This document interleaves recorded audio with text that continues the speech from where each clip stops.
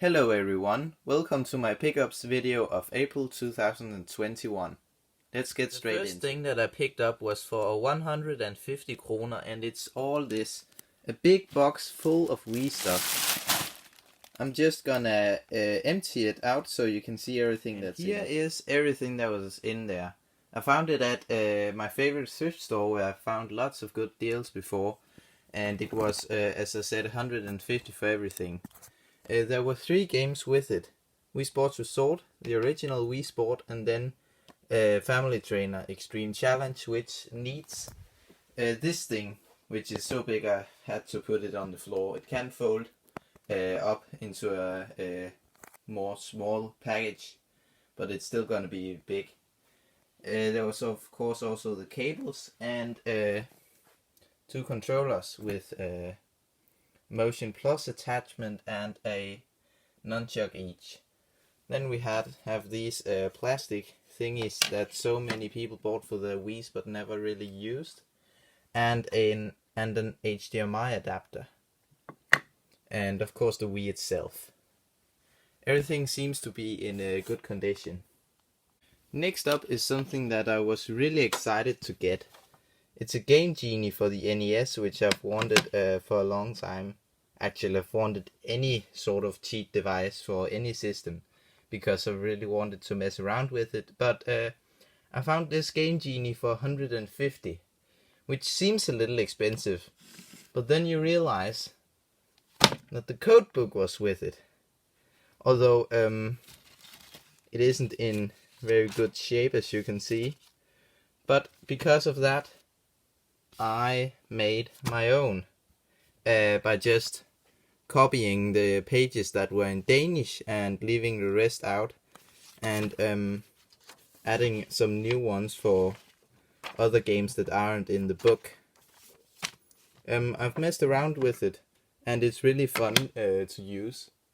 But other than that, there was also the box, which you rarely see nowadays.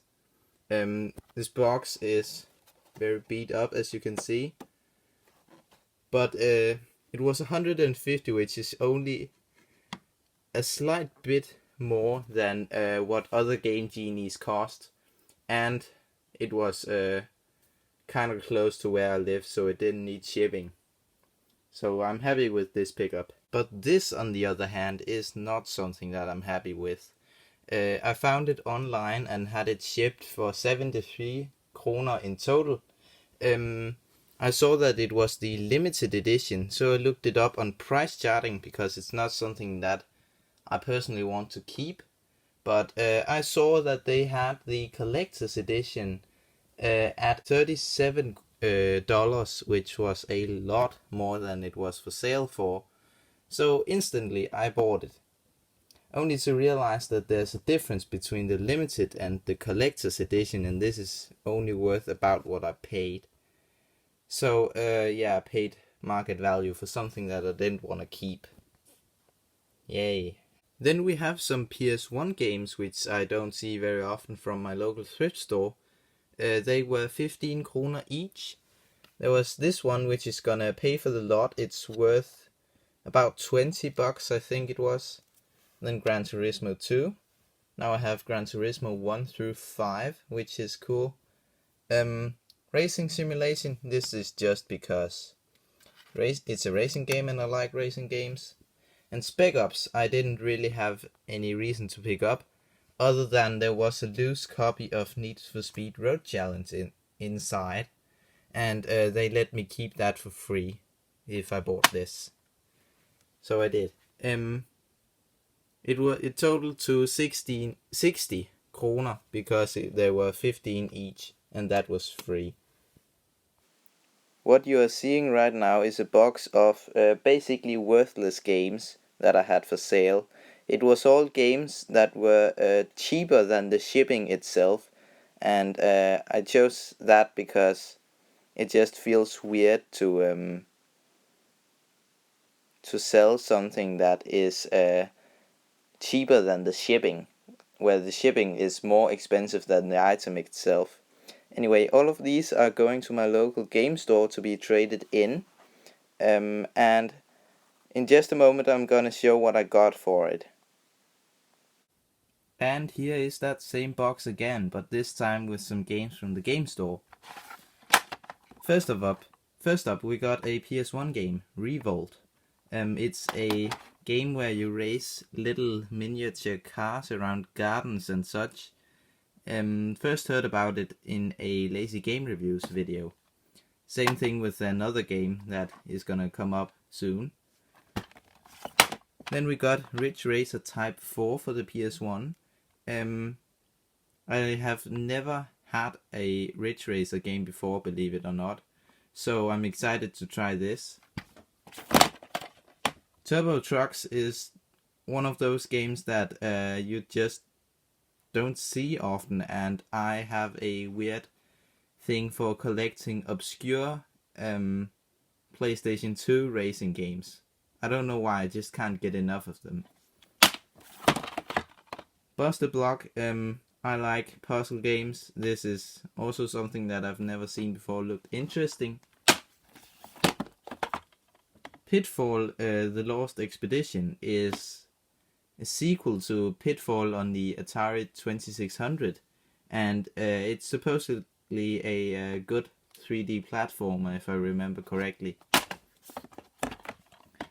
Outlaw Golf 2 is the other one that I heard of from an LGR video, but I think it was Outlaw Golf 1 he played on an original Xbox.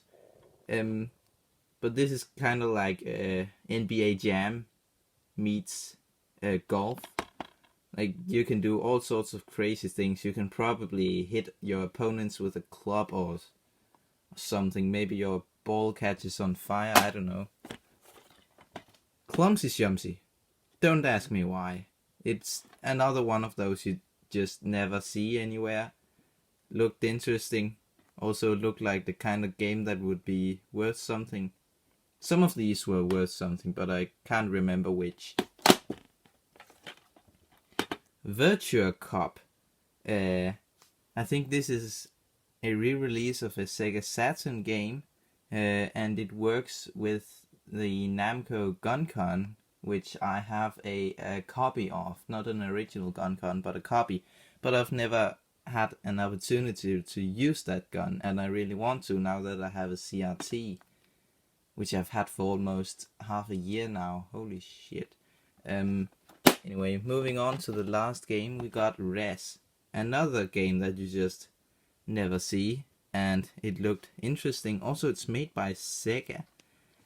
Looks like, I don't even know. I was just about to say puzzle, but the total for all of these games, that was these two PS1 games and all the PS2 games, was a little over what he had valued the games that I came in with. But he lowered my total to match it, which was very nice of him. So I didn't have to pay anything for it. Now for another great pickup from my favorite thrift store. It's the same store that I got a lot of the PS1 games from. First up, there was Digimon Rumble Arena 2. It's not something that I personally want to keep, but it's worth a small fortune, so I'll need to get it resurfaced because it's really scratched.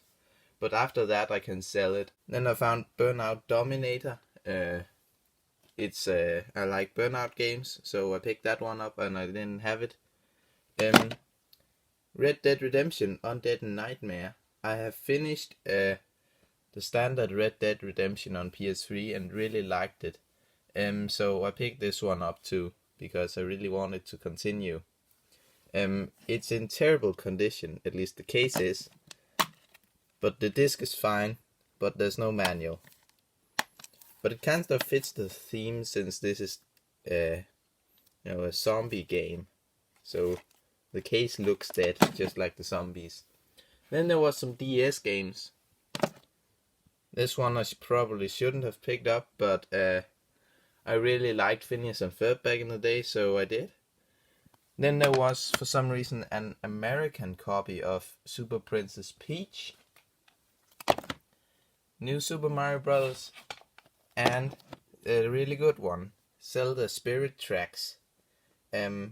All of those games that I just showed I got for just 64 kroner, which is really cheap. And lastly for this month is 2 Sega Master Systems and some games that I got for 500 kroner. I'm just gonna show it very briefly here because I'm actually working on a secondary video of restoring all of this. So stay tuned for that. And that was the end of the video. I'm going to do a little recap of everything that I got this month, and then I'm gonna end the video. There was this game Genie, which I'm really happy to have now.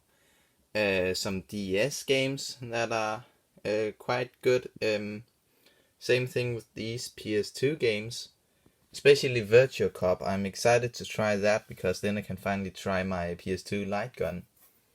There was the Wii that I bought basically just for this one. A surprising amount of PlayStation 1 games. I don't find these often, so I'm happy to find these now. Some good Wii games to resell to gain some money back. And then there's this one that I'm very happy to get because I've played the original Red Dead Redemption. So I'm really happy to have the DLC for it. And then some more whatever games. It has been a good month.